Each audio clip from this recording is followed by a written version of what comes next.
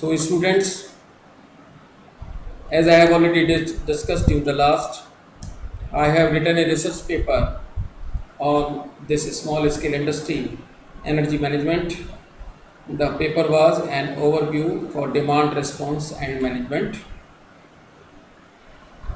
This will help you in preparation of the topic. So, first of all, the demand response DR. It is an effective tool that resolve consistency between electric power supply and demand. It further provides a reliable and credible resource that ensures stable and economical operation of the power system. It is also referred to short-term changes customers in their required electric consumption pattern to reduce or shift electric load over a time. These changes are made in response to incentive payments designed to induce lower electricity use or to reducing load request signal sent by utilities when the wholesale price become high. Electric demand side management, that is known as DSM, it refers to changing electricity consumption patterns of end use customers over the short or long term through improving energy efficiency and optimizing allocation of power. DSM balances demand with supply, reducing or shifting the electric demand, therefore postpones construction of new power plant, transmission and distribution infrastructures. As we know very well, a power plant construction is taking near about 8 years. Now, if there is a politics, it will take 13 years, 14 years or 15 years. So it will postpone the construction if we manage the power demand. Type of demand response. Incentive based demand response. Incentive based DR refers to customers get preferential price for non-DR periods from reducing electricity usage during periods of system needs or stress. Time based rates DR. Time based DR refers to customers' reduction in demand when they receive price rising signals. So, what we will do in the peak time, we can increase the rate of the per unit consumption. Direct load control, it refers to program in which a utility or system operators remotely shut down a customer's electrical equipment or on short notice to address system or local reliability contingencies in exchange of an incentive payment or bill credit. Interruptible rates. Customers on interruptible rates tariff reduces a rate discount or bill credit in exchange for agreeing to reduce a load. Emergency demand response program. The program provides incentive payment to customers for reducing load, but customers can choose to forego the payment. Capacity market program.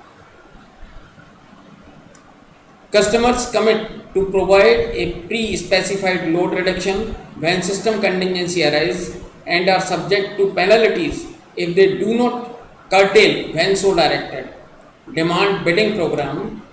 Demand buyback program encourage large customers to provide load reduction at prices for which they are willing to be curtailed or to identify how much load they would be willing to curtail at posted prices.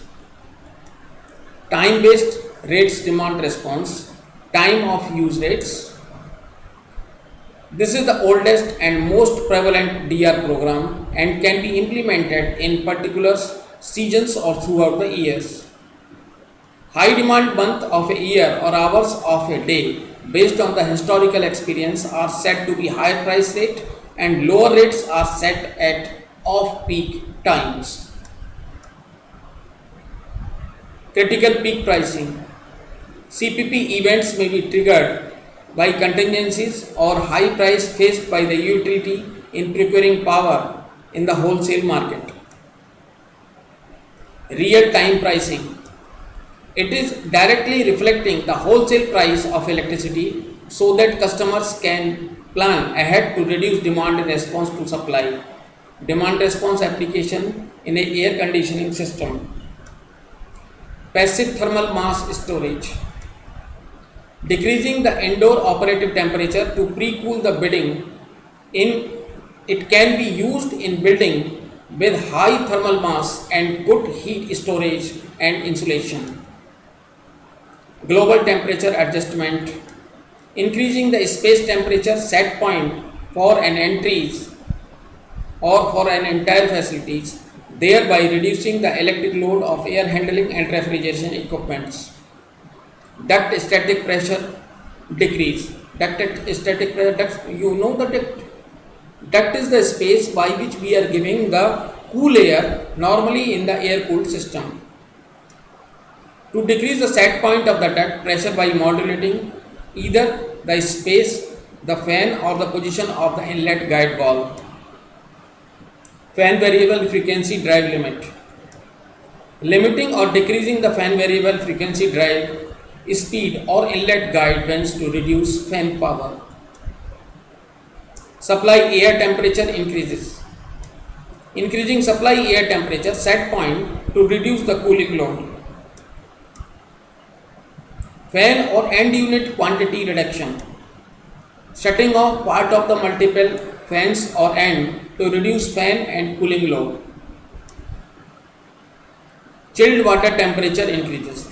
There is a chilled water required in the machines to cool the tool at a moment. For example, in the lathe machine, we are having a chilled water available to cool the job at a time when we work on that. Increasing chilled water discharge temperature to reduce chiller power due to an increased efficiency. Cooling valve limit. Limiting or reducing the cooling valve position to reduce cooling load by chillers and pumps because of reduced chilled water flow. Chiller quantity reduction. Shutting off some of the multiple chiller units. Chiller demand limit. Limiting the chiller compressor capacity to maintain supply. And finally, the conclusion: demand response is an effective lever between the economy and the conflict of the supply demand. It is an efficient short-term tool for quickly adjusting imbalance of supply and demand. DR can not only prevent overinvestment and ensure safe and economical operation of electric grid, but also maintain stability of the electric prices and promote fairer electric marketing by introducing new competition mechanism in the electricity market. Thank you.